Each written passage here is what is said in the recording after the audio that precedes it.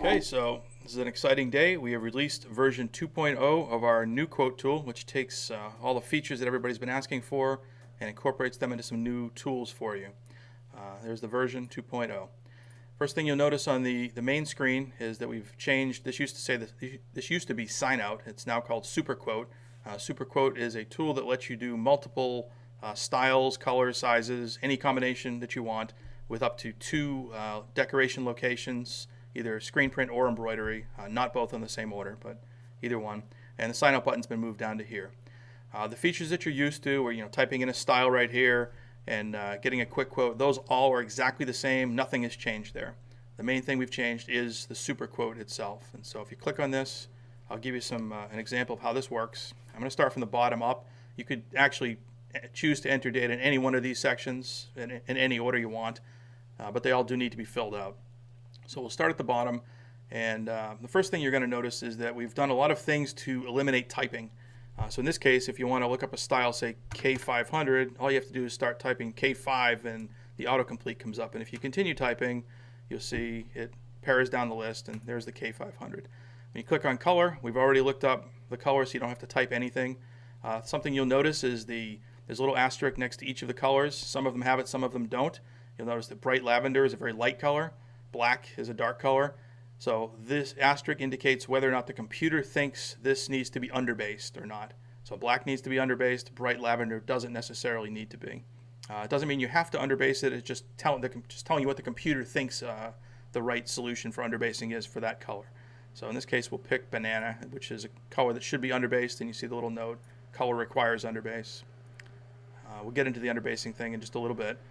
Size shows you all the available sizes you can put in, and it's really nice when you click on it. You don't have to select anything. It automatically selects it, and you can just type in 2 or whatever you want. In this case, we're going to do 2 and 22, which is 24 units total. You hit save, pops them in there. That hasn't priced them yet. You have to fill out the rest of the information, then use the price it button, but we'll get there. So the next thing you want to do, you want to add a logo. So we'll add a logo. We'll do screen print, or you could do embroidery. We'll do screen print for now. Pick a location, front, and if you wanted underbase, you can say requires underbase and save it. In this case, you see print logo, one color, front, add underbase. So you want to edit this, just you see the little edit icon, you can just click on this, and we'll take out the underbase and hit save. And there it is. The next section is miscellaneous information. So things like the purchase orders, shipping information, ship dates. First thing, purchase orders. You have to put something in here. If you're just doing this for a quick quote for a customer, that's fine. You can just use test like I'm going to do right here.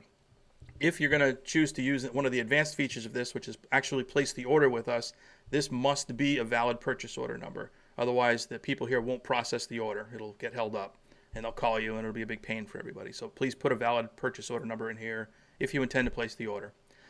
The ship date box, you could type in, month, day, year, which is kind of a pain. So we gave you this little pull down, and it's a little picker, so you can select the month and pick a date, and just automatically puts it in there for you. Ship method, we'll use ground. We have other ship methods available here, but we'll use ground for today. Catalogs, this has been made to be customer friendly, so we don't say what the percentage markups here in the list. You'll just have to know what they are by clicking on the secret link on the home screen. Catalog N is no markup, and it defaults to catalog D, which is the standard markup for your company. And then there's customer supplied garments or not. We won't check that here. So we're going to hit save. And so all that information gets put up in there, summarized. And the last bit you do need to do is give us an address, and we use that for the shipping quote. But we are going to force you to type in the entire address. But I've made it easy for you, so you don't have to do too much typing. So you have to type in the company. So we use my alter ego Gomer Pyle at Gomer Co. Gomer Co. and Gomer Pyle. And his address is 123 Milk Street. And the city, this is where we can save you some typing. You only have to type in the first 4 characters of the city, and it pops you up in autocomplete. So we'll do Acton, Mass, ACTO, and there we go. Here's all the Actons in the United States: Acton, Montana, Maine, Massachusetts. And now you can just hit save. So this is a complete quote ready to be priced out. So you can just hit this little price it button, and it will go off. It'll talk to Sanmar, gets their inventory levels, gets their pricing, and it tells you what they are. So summary, we got the garment is $13.32, and this is marked up. This is with your catalog D margin applied to it. Decoration is $4.11. total of 1743, and then down here we have two pieces at 1743 equals that, 22 at 1743 equals that. Summarizes down here. That's the shipping. You'll notice that the shipping weight is missing. It should normally be here. I'll put that in a future release. And also the inventory levels aren't showing up here. I will put those in in a future release as well. Look for that in a couple of weeks, I would say. So now that you have priced it, you have a priced out quote, and so you're showing this to the customer.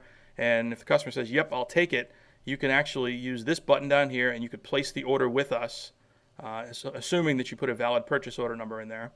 You could place this order. You click on it. It says, "Are you sure you want to place this order?" It hasn't placed it yet. As soon as you hit OK, it is going to place the order with us, and people are going to be processing it, instantly. So I'm going to hit OK because this is just my test box. So that's 183809 is the order number. And I will click over here to my back room. That's an old order. Let me just refresh this. So 183809, and that is the order that I just put in. All right, and then the other thing that happens when you place this order is you get an email, and I'm going to drag that onto the screen here if I can figure it out. Here we go. So that is the order. That is the email that just got sent 0 minutes ago on August, whenever this video is being taped. So there's your order number. These, I've actually done this on both the formal quotes and on this super quote. I've changed the style to be a little hyperlink. So if you were to click on it, it'll pop up the spec sheet just like that. I'll go back.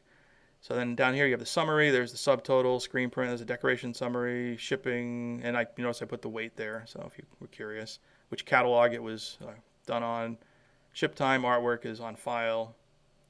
And in fact, you don't have a choice of that. Artwork is always on file. And that is about it for this. So let me just go back to here.